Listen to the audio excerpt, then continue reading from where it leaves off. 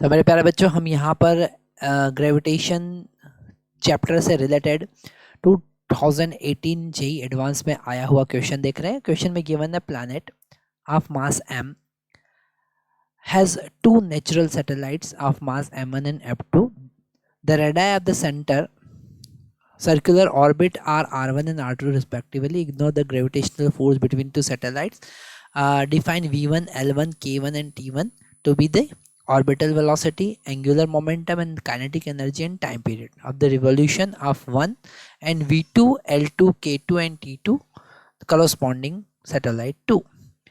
If m1 by m2 is equal to 2, r1 by r2 is equal to 1 by 4, so find the ratio of all this. सबसे पहले हम orbital velocity की बात करेंगे।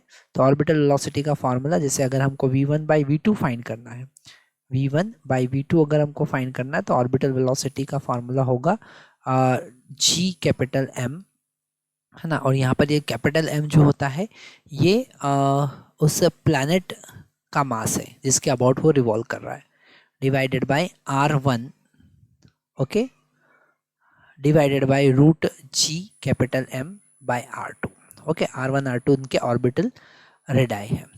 तो यहाँ पर हमको मिला root r2 divided by r1, और r2 बाय r1 का, अगर r1 बाय r2 का वैल्यू 1 बाई 4 है तो r2 बाय r1 का वैल्यू 4 हो जाएगा, मतलब आंसर आया 2, ओके। तो फर्स्ट p का जो कॉम्बिनेशन बैठेगा वो बैठेगा थर्ड के साथ में, ओके। मतलब हमारा बी ऑप्शन जो है वो करेक्ट ऑप्शन है, okay.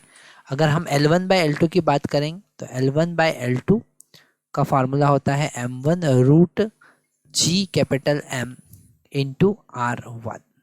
Same as it is अगर हम L2 की बात करें तो m2 root g capital M r2, okay. अच्छा, यहाँ पर ये बात ध्यान रखना है कि ये डायरेक्ट फार्मूला हमने यूज़ किया है, जो आप एंगुलर मोमेंटम का फार्मूला डायरेक्टली यूज़ कर सकते हैं। अब m1 बाई m2 का वैल्यू यहाँ पर 2 गिवन है और r1 बाई r2 का वैल्यू यहाँ पर 1 बाई 4 गिवन है, मतलब अल्टीमेट आंसर आता है हमारा 1।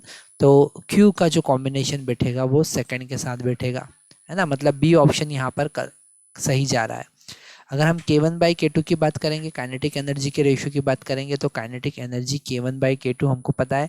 सैटेलाइट का kinetic energy gm m1 divided by 2 r1, okay, g capital M m2 divided by 2 r2 होगा। तो यहाँ से 2 से 2 हम कैंसिल कर सकते हैं, gm से gm कैंसिल कर सकते हैं, m1 बाई m2 इंटू ये हो जाएगा r2 by r1। m1 by m2 का वैल्यू कितना गिवन है, दैट इज इक्वल टू 2, और r2 बाई r1 का वैल्यू कितना हो जाएगा 4, सो इट विल बिकम 8। तो यहाँ पर r का जो कॉम्बिनेशन बैठेगा वो 4 के साथ बैठेगा। अब हम टाइम पीरियड की बात करेंगे तो t1 बाई t2, यहाँ पर टाइम पीरियड रेडियस के डायरेक्टली रेडियस मतलब r1 rest to power 3 by 2 और r2 rest to power 3 by 2, हम डायरेक्टली यहाँ पर केपलर्स लॉ यूज़ कर सकते हैं। तो जो टाइम पीरियड है वो सैटेलाइट के मास पे डिपेंड नहीं करता है, वो डिपेंड करता है उसके रेडियस पे।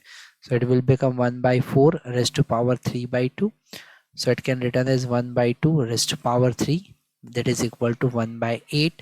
तो s का जो कॉम्बिनेशन बैठेगा वो फर्स्ट के साथ में बैठेगा, ओके। यहाँ पर हमने देखा कि बेसिक फार्मूला अगर याद है तो ये वाला न्यूमेरिकल हम बहुत ईजिली समझ सकते हैं। ऐसे ही जेई एडवांस के लिंक वाइज आपको सारे वीडियोस देखना है तो हमारी वेबसाइट पर आप विजिट कर सकते हैं, दैट इज़ chitraeducation.co.in। वहाँ पर आपको सारे वीडियोस और उनका सॉल्यूशन चैप्टर वाइज और ईयर वाइज मिलेंगे।